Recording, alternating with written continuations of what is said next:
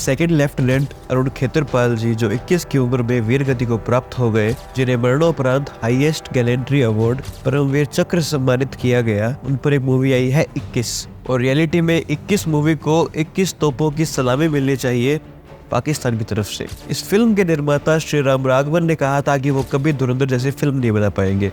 भाई साहब माफ करना, लेकिन आपके बस की भी नहीं है। देखो 21 फिल्म बुरी नहीं है, लेकिन बॉलीवुड का जो अमन की आशा वाला कीड़ा है ना, जो पाकिस्तान प्रेम वाला कीड़ा बॉलीवुड को काटा हुआ है ना, ये फिल्म 21 फिल्म उस आइडियोलॉजी को बढ़ावा देती है। उस दिन वो पीछे क्यों नहीं हटा?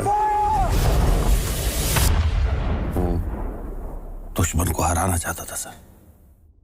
कौन दुश्मन? वॉर किसी चीज का सॉल्यूशन नहीं है। वॉर में हिंदुस्तानी नहीं, पाकिस्तानी नहीं, बल्कि इंसान मरते हैं। इंसान का दुश्मन इंसान ही क्यों है, ये सब गलत नहीं है। बस सच ये है कि ये सब चीजें प्रैक्टिकल नहीं है, क्योंकि आप यहाँ ऑस्ट्रेलिया, स्विट्जरलैंड की बात नहीं कर रहे, आप यहाँ पाकिस्तान की बात कर रहे हो, जो टाइम टू टाइम हमारे देश भारत को नुकसान पहुंचाने में पीछे नहीं रहता है। चाहे वो हर बार युद्ध की शुरुआत करना हो या फिर समय समय पर भारत में आतंकी हमले करवाना हो, पाकिस्तान ने भारत का आज तक भला नहीं चाहा है। लेकिन हमारी फिल्म इंडस्ट्री का पाकिस्तान प्रेम रुकने का नाम नहीं ले रहा है। उनके हिसाब से पाकिस्तान के सोल्जर भी तो अपना काम ही कर रहे हैं।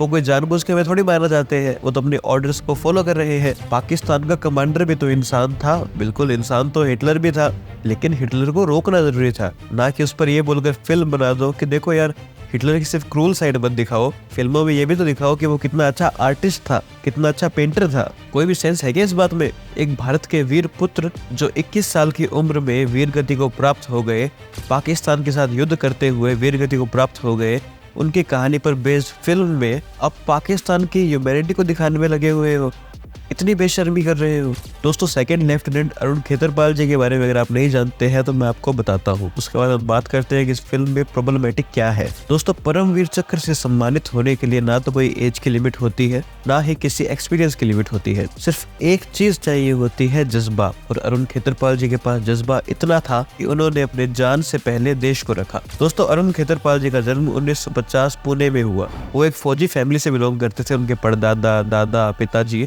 सब फौज में थे। उनके पिताजी ब्रिगेडियर एमएल खेतरपाल चाहते थे कि अरुण आईआईटी में जाए, लेकिन जब भी पिताजी घर से बाहर जाते तो छोटा अरुण फौज की यूनिफॉर्म पहनकर आईने के सामने खड़ा हो जाता। हमारे राजस्थान की एक कहावत है कि पूत के पैर पालने में ही दिख जाते हैं, और अब सबको दिख रहा था कि अरुण का इंटरेस्ट आर्मी में सर्व करना है। अरुण खेतरपाल जी ने आईआईटी का एग्जाम भी दिया, क्लियर भी किया, पर एक दिन वो अपनी माँ से कहते हैं कि माँ मुझे आर्मी ज्वाइन करनी है। घर में खामोशी थी, पिताजी नाराज भी हुए, लेकिन अरुण का डिसीजन पक्का था। 17 साल की उम्र में अरुण खेतरपाल जी ने एनडीए ज्वाइन किया और बाद में उन्हें पोस्टिंग मिली 17 पूना होर्स। सन 1971 जंग के बादल मंडरा रहे थे और दिल्ली स्टेशन पर माँ सिर्फ इतना कहती है, शेर की तरह लड़ना। जब रेजिमेंट को बैटल के लिए बुलाया गया तो सीनियर्स ने अरुण को रोका।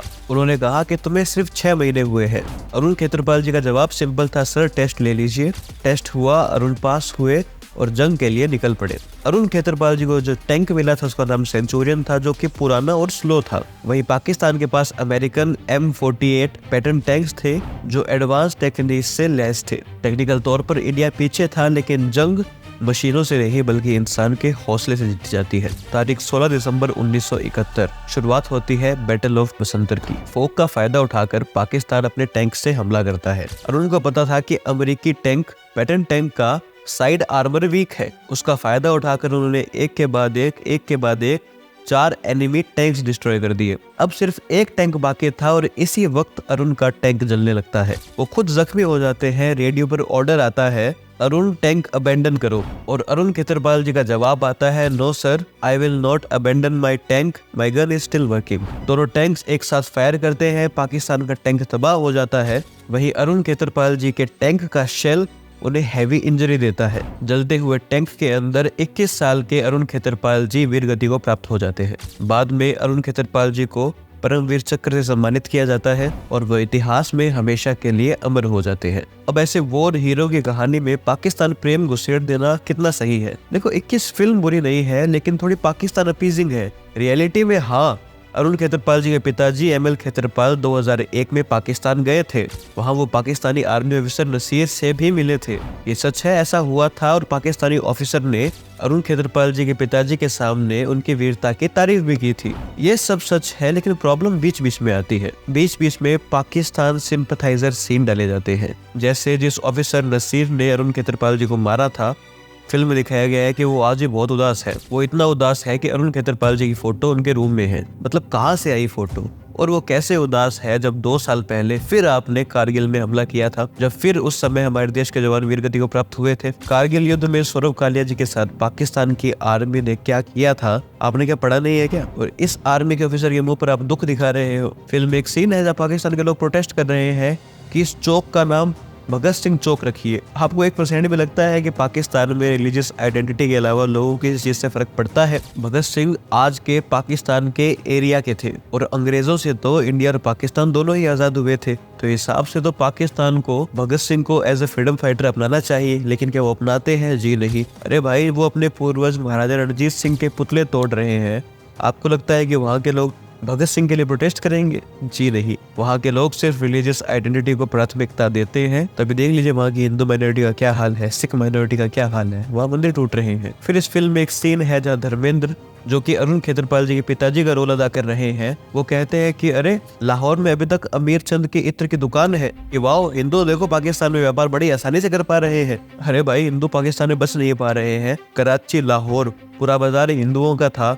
कहाँ है वो आज? हिंदू कहाँ है? उनका व्यापार कहाँ है?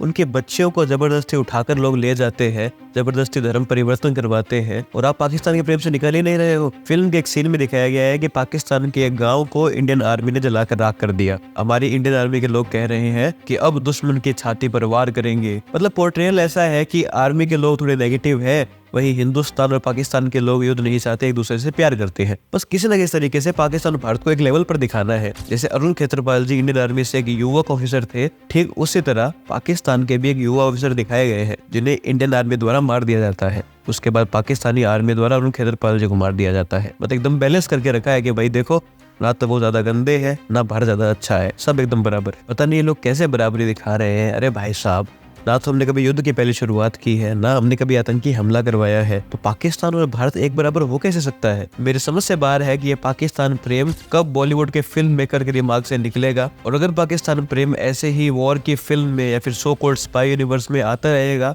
तो फिर तो ऐसी फिल्में देखने से पहले बहुत बार सोचना पड़ेगा। सिर्फ धर्मेंद्र जी की ये आखिरी फिल्म थी, इसलिए ये फिल्म मैंने पूरी देखी, वरना बहुत से लोग तो इंटरवल से पहले ही निकल गए थे। अभी फरहान अख्तर की एक फिल्म आई थी 120 बहादुर, देखिए वो कितने अच्छे तरीके से बनाई गई है। उसमें तो कोई प्रोपेगेंडा नहीं है, उसमें मैंने वीडियो बनाई है, आप यहाँ टैप करके क्लिक करके देख सकते हैं वो वीडियो, या फिर चैनल पर जाकर देख सकते हैं। खैर, ये फिल्म भी एक प्रोपेगेंडा फिल्म है। दोस्तों, आपके इस बारे में क्या विचार है मुझे कमेंट सेक्शन में बताइएगा।